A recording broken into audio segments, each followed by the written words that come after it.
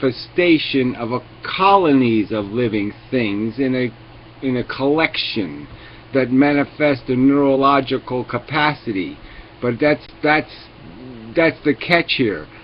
How can you use the same word? You're calling everything from a fucking paramecium to a human being life. It's a stupid thing to do, because guess what? They're very different machines. Yeah, but they all work on the basic premise of reproduction. That's how we define what life is. I'm not going to argue. They don't all work on the basic premise of reproduction, because they're doing it based on a chromosome, based on a genetic code. But their structure, their physical function is entirely different. I am an organism. They are not.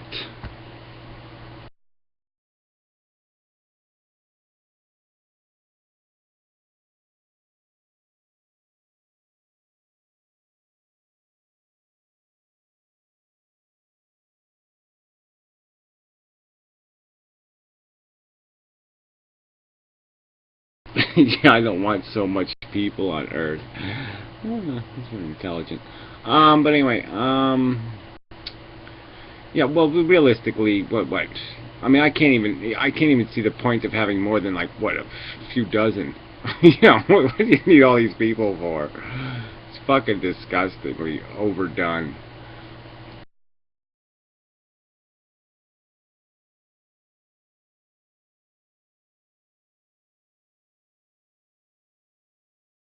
Well, it's pointless to argue when you have no argument, that's for sure. Okay, yeah, when you just don't have any fucking facts on your side, it's pointless to argue. Well, it's not that it's pointless, it's just when I raise issues, you don't listen to them, you just say I'm chatting shit. You don't raise any issues that are valid, is the problem though. You don't raise any valid issues, you just talk mush. Well, how did the cell reproduce? Well, how does it fucking matter? We know it didn't do it because it has magic dust in its heart. Which is true, and that's why I'm asking you, why do you think it's so pointless? Well, who cares? Like, again, I mean, I can't say how irrelevant it is. I made the point. Why is a diamond clear? Who cares? It is. Who cares? Why? Why is it so fucking useless? I'm just saying, it's useless. It's useless information. Useless, pointless, irrelevant, not connected to any relevant element of the conversation. It's just a distractingly useless question posed merely because you don't have any argument to make. So you say, I'm going to change the subject. Changing the subject whatsoever. I'm trying to understand why you say, because we're sentient beings, that it would be different. Well, it would be okay to exclude a tree when you're basing it on just cell division. Then fine. Because I've already explained the value mechanism. Okay, a tree cannot suffer. A tree cannot endure torture. Sentient beings do endure these things. That's why they matter and trees don't. Gary, plants are nervous system. They're living nervous systems. Well, that's just a lie. So, believe your fables. That's fine. So we have evolved the organ of a brain, totally redundantly and foolishly, because plants had already figured it out. Yeah, right. And they feel because they have a reactive nervous system that can incorporate the feeling and then process the feeling and then react to the feeling. There's no point in having the ability to feel when you don't have the ability to act, and plants don't have the ability to act. So it's just fucking idiotic. They don't have a brain, so you're just a fool. You're just an idiot. You're an idiot. You don't know what a brain is. That's why they don't have a brain. Well, whatever. You're not saying it sufficiently to be understood. But the point is, they don't feel. Yeah, but they're aware of their surroundings. Well, again, how are they possibly aware of their surroundings? They're not aware of it in any conscious matter. It's like saying that my finger is aware of blood flowing through it. just nonsense. It's baby talk. It's mush. It is not aware of anything. They are mechanical parts reacting based on mechanical stimulus, where our brain is all mechanical, but it's nuanced by 100 billion fucking cells. Yeah, and then cells are dependent on atoms, right? Well, it doesn't matter. The point is they react like a computer processor. They have known connections. We already know how neurons function, and we know the connections, and it's the number of connections, and that's what a thinking machine is made out of, is neural connections. There's no fucking such mechanism in a plant.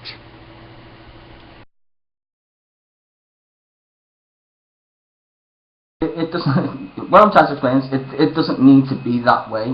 We are not the epitaph of life itself. We are one, like you. I mean, you do say this. We are just one version of life. So. Yeah. Well, look. If you're bored, go to another room. It's not that life is not that complicated. Or go turn the TV on.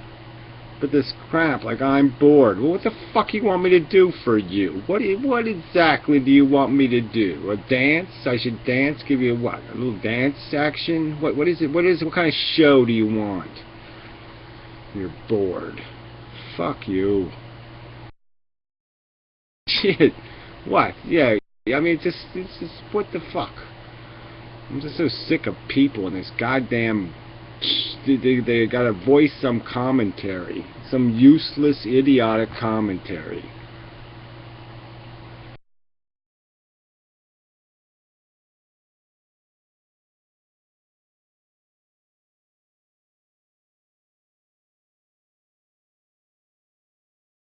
He's a talented vocalist? What the fuck does that even mean?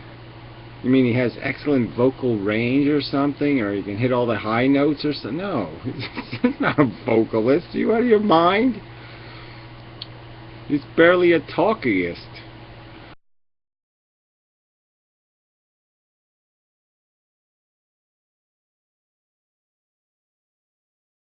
Liking Pyro's songs and saying he's an excellent vocalist are two different things, isn't it? Or a talented vocalist. I mean, come on. He's a finger painter of vocalisms.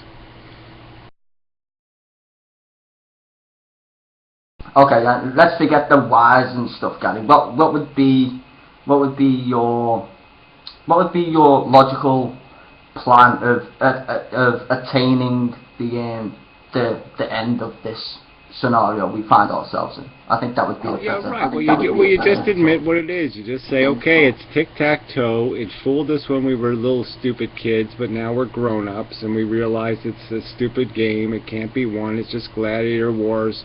We love competition because we've been made to be competitive. We feed on other people's defeat. There's a lot of negative mechanisms built into the structure of our insect core. And the game is stupid. So yeah, I mean, that's what anti-natalism is just saying, that there's no point in playing the game, okay? It's a stupid, idiotic, morons game.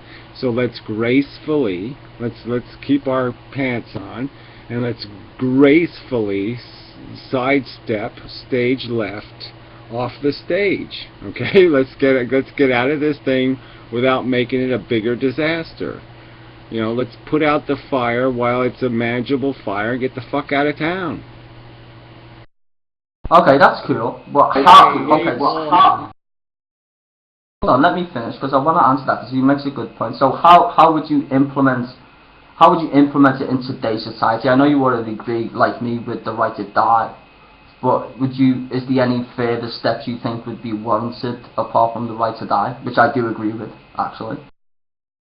With the right to die. Well, whatever. I'm just saying that all political movements start in some dark, slimy, scurvy place, or whatever. Yeah, so it has to start somewhere. You work it somewhere. Some celebrity gets the idea, and everybody wins. So it doesn't. You know, the movement part is the movement part. I'm just concerned with making the argument. I think the argument's solid, so that I've done my job, so to speak. And yeah, we'll see what happens. You know, how's it going to happen? But I'm just saying the least of the worries is the physical problem of finishing the job. I mean, that can be done. But that's what I'm saying. How would you, I suppose implement's the wrong word. How would you what today's society is like? So how would you say, well, I mean, the right to die is the only thing I can see that would be the start. But what other further steps would would it be like? Well, that wouldn't be the start. The right to die doesn't solve the fucking natalism problem. That's just saying, okay, well, we'll give the monsters a right to kill themselves. Well, okay, fine, but that doesn't solve the monster creation problem. So the point would be is that you penalize people for having kids, and you incentivize, you give them money not to. So that's how you fix the nataling problem, and it's only a tiny percentage of the human race who is doing the excess nataling. If you stop the bottom 15%, you will create human extinction. So if you just stopped if the people who have the most kids, if you could eradicate them every 10 years, just stop their production, the fact is the human race would go extinct, because the rest of the human population is not having enough kids to sustain human population. And that's the fact of the matter. So it's only this percentage of morons, most of them living in shitholes like Afghanistan, who are driving the human truck over the goddamn cliff. We've let the morons drive the bus, and that's why the bus is going to crash. But that's the joke of the whole subject, is that antinatalism is already won. Okay, because the majority, most human beings do not breed is sufficient enough to maintain human subsistence. Okay, let's say we get to that stage then, and we've won that game. Pardon me. How would we end the other life that is on Earth, and how would we do that? Yeah, well, like I said, there's a million ways to do it, right? Okay, so we could do it artfully. I say we make a 700-foot cement penis, and then we fuck the Earth. I mean, it'll be brilliant. It'll be a perfect metaphor. I mean, we'll just fuck the Earth to death. Oh, it would be magnificent. Just made me choke on me fork. Don't put it on the moon. It's even better. We'll strap it onto the moon. Black cats love strap-on, so we'll let them design it.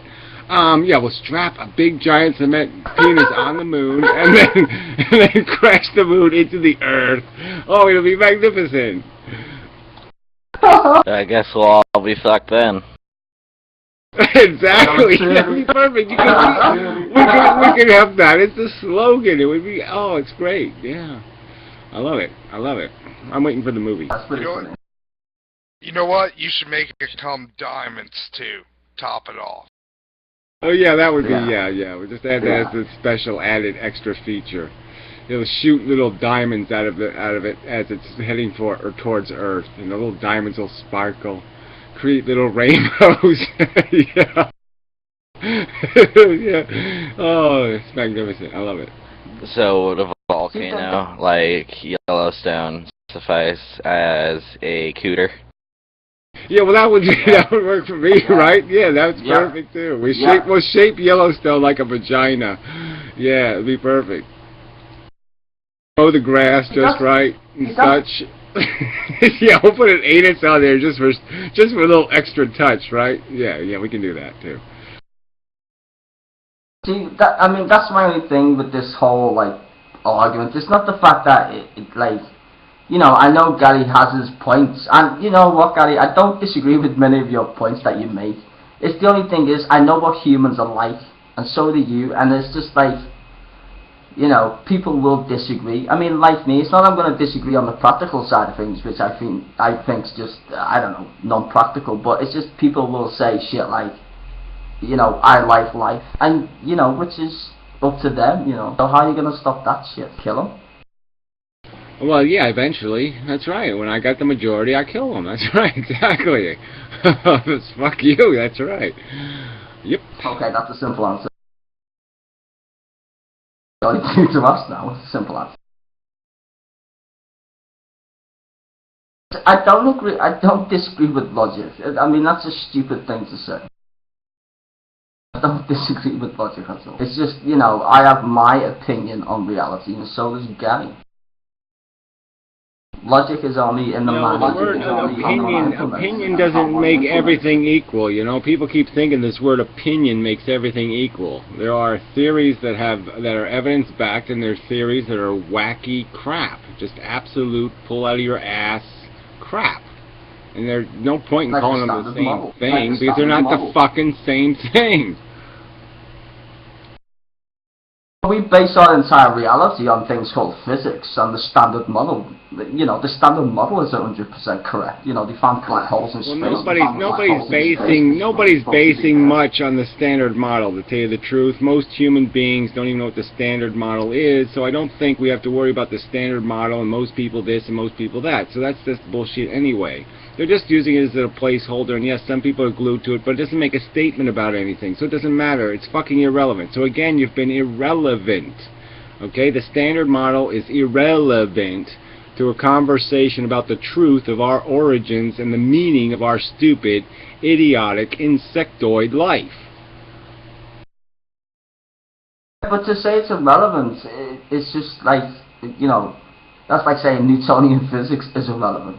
You know, is gravity irrelevant? Well, you know, it really is. It's all fucking irrelevant. It's all mechanical, stupid forces. There's no God anywhere. So unless any of this has something to do with a purpose being creator or some other kind of crap, it doesn't mean anything. It's kind of irrelevant whether it's blue or whether it's red or whether it's green, goddammit. It just goddamn doesn't matter. Alright? It's fucking relevant. Okay, well, if you look at the universe shows that everything is needed in the universe, right? Atoms and electrons and all that boring shit.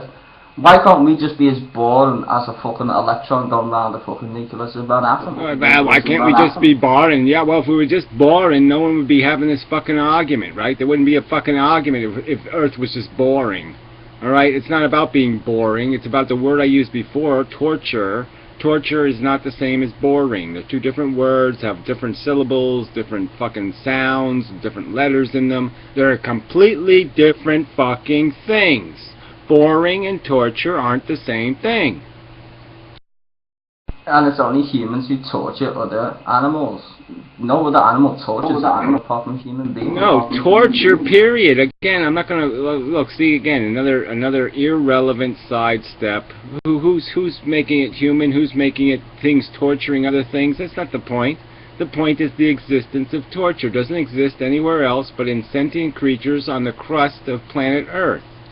Okay, so you get rid of the crust on planet Earth and there's no more torture, shithead. Not complicated. That's just a simple fact. I'm not saying it is. But then you're eradicating life that doesn't have to do with torture.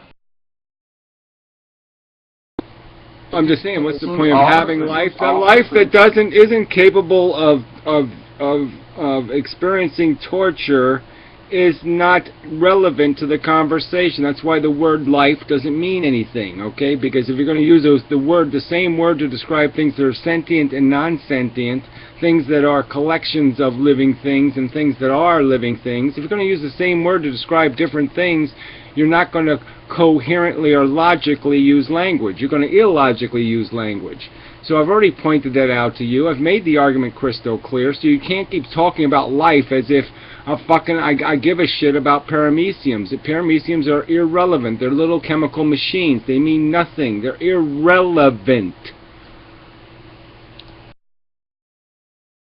Yeah, but life is a description of things that reproduce. I'm not trying to be like atom or anything, but that's just the fact. Again, well, yes, you are. There's just no point in caring. If I